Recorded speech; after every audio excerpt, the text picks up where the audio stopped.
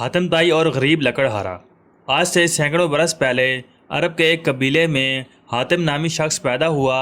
وہ اتنا سخی تھا کہ اس کی ثقافت کے قصے دنیا بھر میں مشہور ہوئے۔ اس کے دروازے پر جو شخص بھی آیا اپنی ضرورت پوری کر کے گیا۔ کہتے ہیں اسے اپنے ایک گھوڑے سے بہت پیار تھا۔ گھوڑا بھی اپنے مالک سے وفادار تھا۔ ایک روز آدھی رات کے قریب اس کے گھر میں چند مہمان آ گئے۔ اتفاق کی بات ہے کہ اس وقت حاتم کے پاس اپنے مہمانوں کی دعوت کے لیے کچھ نہیں تھا، اور رات کے وقت اس کا انتظام بھی بہت مشکل تھا۔ حاتم طائی نے اپنے پسندیدہ گھوڑا ذبح کر کے مہمانوں کی دعوت کر ڈالی اور مہمان نوازی کی لاج رکھ لی۔ ایک مرتبہ اس عرب کے سرداروں کی دعوت کی۔ اس روز 40 اونٹ ذبح کیے گئے۔ دعوت ختم ہوئی۔ سردار آپس میں ادھر ادھر کی باتیں کرنے لگے۔ گفتگو حاتم طائی کی ثقافت کے متعلق ہونے لگی۔ ایک سردار نے کہا، حاتم جیسا فراغ دل آج تک پیدا نہیں ہوا اور نہ ہوگا، کیوں نہ یہ سوال حاتم طائی سے کیا جائے۔ ایک سردار نے کہا، چنانچہ حاتم سے پوچھا گیا کہ اس نے اپنے آپ سے زیادہ سخی اور عظیم انسان دیکھا یا سنا ہے؟ حاتم کافی دیر تک سر جھکا کر سوچتا رہا اور پھر مسکرا کر بولا، بہت زیادہ مال و دولت لٹانے کا نام سخاوت نہیں۔ میرے نزدیک سخی اور عظیم انسان وہ ہے جو اپنے بڑے سے بڑے فائدے کے لیے کسی کا چھوٹے سے چھوٹا احسان بھی قبول نہ کرے۔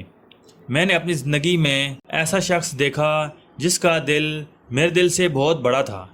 وہ ضرور کسی ملک کا بادشاہ ہوگا جس کے پاس بہت بڑا خزانہ ہوگا۔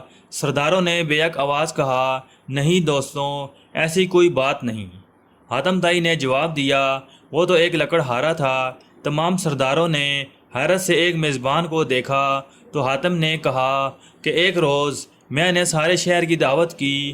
مہمانوں کو کھلانے پلانے کے بعد میں جنگل کی طرف نکل گیا۔ وہاں میں نے ایک بوڑھے شخص کو دیکھا۔ اس نے اپنے سر پر لکڑیوں کا ایک بھاری گٹرا اٹھا رکھا تھا جس کے بوجھ سے اس کی کمر جھکی جا رہی تھی۔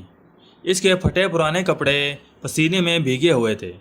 میں نے ترس کھا کر اس کی مدد کرنے کا فیصلہ کیا اور کہا، بابا جی، میں آپ سے چند باتیں کرنا چاہتا ہوں۔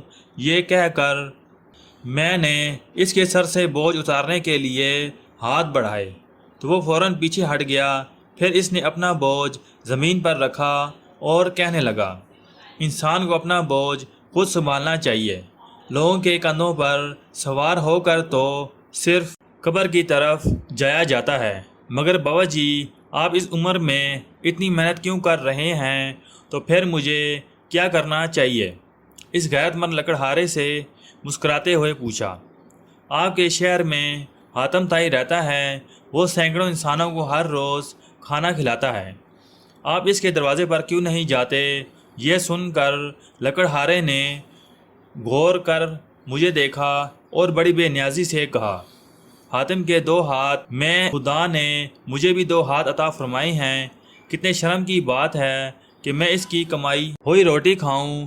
کسی کا احسان اٹھانے سے بہتر ہے کہ میں بے جان لکڑیوں کا گڈھا سر پر اٹھا لوں۔ یہ سب سردار حیران ہو کر حاتم کو دیکھنے لگے تو حاتم نے کہا، وہ غریب انسان مجھ سے بڑے دل کا مالک تھا۔ پیارے بچوں، دوسروں پر انحصار کرنے کی بجائے اپنے ہاتھ سے رزق کمانا باعث عزت ہے۔